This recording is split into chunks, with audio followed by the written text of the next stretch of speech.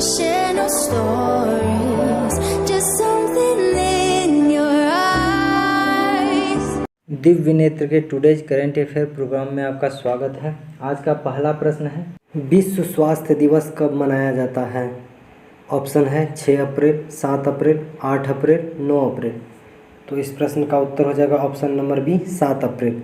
प्रत्येक वर्ष 7 अप्रैल को विश्व स्वास्थ्य दिवस के रूप में मनाया जाता है। इस वर्ष का थीम सभी के लिए एक स्वच्छ स्वास्थ्य दुनिया का निर्माण।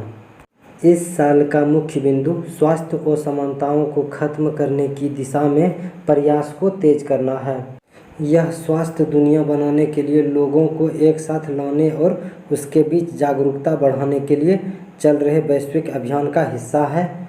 1948 में हुए प्रथम स्वास्थ्य सभा में इसे अपनाया गया, जबकि इस दिवस का आयोजन 1950 से किया जा रहा है। इसका मकसद विश्व स्वास्थ्य संगठन के लिए स्वास्थ्य के क्षेत्र में होने वाली समस्याओं के बारे में जागरूकता पैदा करना है। चर्चा में रहा SUPACE पोर्टल किसकी पहल है? तो इस प्रश्न का उत्तर हो जाएगा ऑप्शन नंबर बी सर्वोच्च न्यायालय। हाल ही में भारत के मुख्य न्यायाधीश शरद अरविंद बोबड़े ने सुप्रीम कोर्ट का SUPACE पोर्टल लॉन्च किया।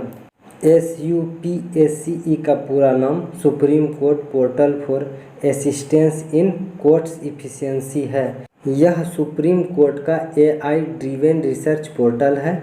यह पोर्टल से जजों को रिसर्च करना आसान हो जाएगा, जिससे उनका वर्कलोड घट जाएगा।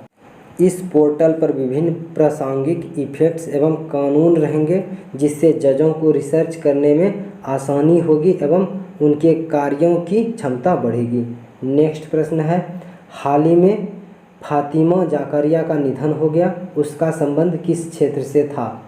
तो इस प्रश्न का उत्तर हो जाएगा ऑप्शन नंबर सी पत्रकारिता। हाल ही में जानी मानी शख्सियत फातिमा जाकरिया का 85 वर्ष की उम्र में निधन हो गया। फातिमा ने अपने करियर की शुरुआत the illustrated weekly off India magazine से की थी। उन्होंने टाइम्स ऑफ इंडिया और ताज मैगजीन में भी काम किया था।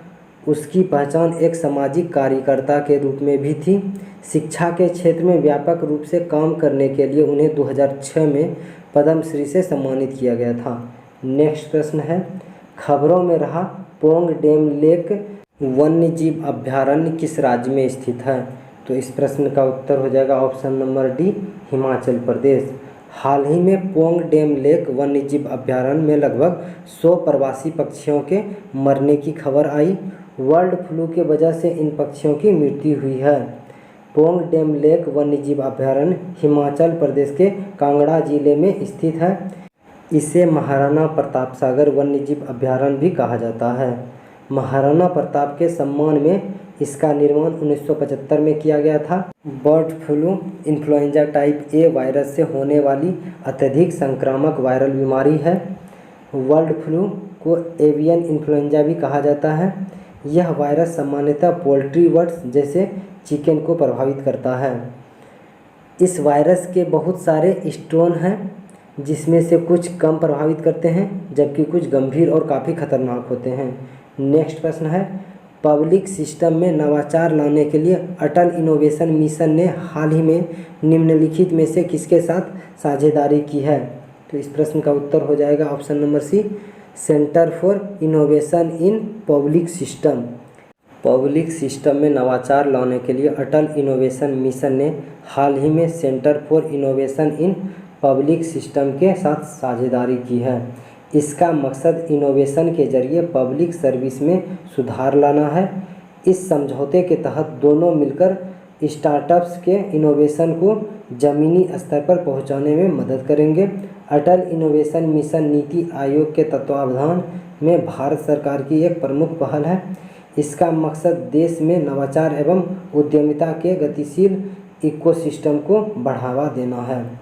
नेक्स्ट प्रश्न है, हमारी सड़क और तामीर तरक्की मोबाइल ऐप किस राज्य या केंद्र शासित प्रदेश में लॉन्च की गई?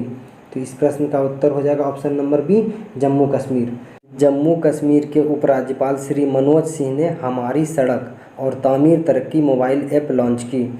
इसका मकसद जम्मू कश्मीर के ई-गवर्नेंस सेक्टर को मोबाइल मजबूत करना एवं सिस्टम में पारदर्शिता लाना है। इन मोबाइल ऐप के जरिए वहां के निवासी अपनी शिकायतें दर्ज करा सकते हैं एवं उसे ट्रैक भी कर सकते हैं। इसके अलावा लोग इस ऐप पर फील्ड स्टाफ द्वारा अपडेट किए गए डेटा के जरिए वहां चल रहे डेवलपमेंट प्रोजेक्ट का निरीक्षण भी कर सकते हैं। नेक्स्ट प्रश्न है, फोर्ब्स ने साल 2021 के लिए दुनिया भर के अरबपतियों की लिस्ट जारी की है। इस लिस्ट के अनुसार दुनिया के सबसे धनी व्यक्ति कौन है? तो इस प्रश्न का उत्तर हो जाएगा ऑप्शन नंबर ए, जेफ बेजोस। फोर्ब्स ने साल 2021 के लिए दुनिया भर के अरबपतियों की लिस्ट जारी की है। इस सूची में दुनिया के कुल 2755 अरबपतियों को शामिल किया गया है। इस लिस्ट के अनुसार दुनिया के सबसे धनी व्यक्ति अमेजन के मालिक जेफ बेजोस हैं। लगातार चौथे साल जेफ बेजोस दुनिया के सबसे अमीर व्यक्ति बने हैं। इस लिस्ट में दूसरे नंबर पर स्पेस एक्स के मालिक एलन मस्क है। जेफ बेजोस के पास $177 बिलियन की संपत्ति, जबकि एलन मस्क के पास $151 बिलियन की संपत्ति है। भारत के मुकेश अंबानी इस सूची में 10वें पायदान पर है। मुकेश अंबानी चीन के जैक मा को पछाड़कर एशिया के सबसे धनी व्यक्ति बन गए हैं। अरबपतियों की संख्या के मामले में भारत अमेरिका एवं चीन के बाद तीसरे स्थान पर है। नेक्स्ट प्रश्न है, निम्नलिखित में से किसने ब्रिक्स देशों के वित्त मंत्रियों और केंद्रीय बैंक के गवर्नर्स की 2021 की पहली बैठक की मेजबानी की? तो इस प्रश्न का उत्तर हो जाएगा option number C, Bharat. Bharat ने ब्रिक्स देशों के वित्त मंत्रियों और केंद्रीय बैंक के गवर्नर की 2021 की पहली बैठक की मेजबानी की। बैठक की अध्यक्षता संयुक्त रूप से केंद्रीय वित्त मंत्री श्रीमती निर्मला सीतारमण और भारतीय रिजर्व बैंक के गवर्नर श्री शक्तिकांत दास ने की। बैठक के सभी ब्रिक्स देश के वित्त मंत्री और केंद्रीय बैंक के गवर्नर शामिल हुए। बैठक के दौरान ब्रिक्स के वित्त मंत्रियों और केंद्रीय बैंक के गवर्नर ने 2021 के लिए भारत द्वारा निर्धारित वित्तीय सहयोग एजेंडे पर चर्चा की। महत्वपूर्ण एजेंडे में ग्लोबल इकोनॉमिक आउटलुक और कोविड-19 महामारी, सोशल इंफ्रास्ट्रक्चर, फाइनेंस और डिजिटल टेक्नोलॉजी का उपयोग, सीमा शुल्क से संबंधित मुद्दों पर सहयोग जैसे मुद्दों को शामिल किया गया। इसके अलावा न्यू डेवलपमेंट बैंक की गतिविधियों, IMF सुधार एवं BRICS rapid information security channel और ब्रिक्स बॉन्ड फंड पर भी बात रखी गई। भारतीय वित्त मंत्री ने न्यू डेवलपमेंट बैंक के लिए सदस्यता विस्तार पर जोर दिया। नेक्स्ट प्रश्न है, निम्नलिखित में से किन्हें वित्त मंत्रालय में राजस्व विभाग का नया सचिव नियुक्त किया गया है? तो इस प्रश्न का उत्तर हो जाएगा तरुण बजाज। तरुण बजाज को वित्त मंत्रालय में राजस्व विभाग का नया सचिव नियुक्त किया गया है। तरुण बजाज वित्त मंत्रालय में आर्थिक मामलों के विभाग में सचिव थे। गौरतलब है कि राजस्व विभाग के सचिव अजय भूषण पांडे की सेवानिवृत्ति के बाद तरुण बजाज ने इस विभाग में सचिव का अतिरिक्त प्रभार संभाला था। तरुण बजाज 1988 बैच के हरियाणा कैडर के IAS अधिकारी हैं। आपको बता दें कि अजय सेठ को वित्त मंत्रालय में आर्थिक मामलों के विभाग का नया सचिव नियुक्त किया गया है। नेक्स्ट प्रश्न है, साल 2020 के देवी शंकर अवस्थी स्मृति सम्मान से किसे सम्मानित किया गया?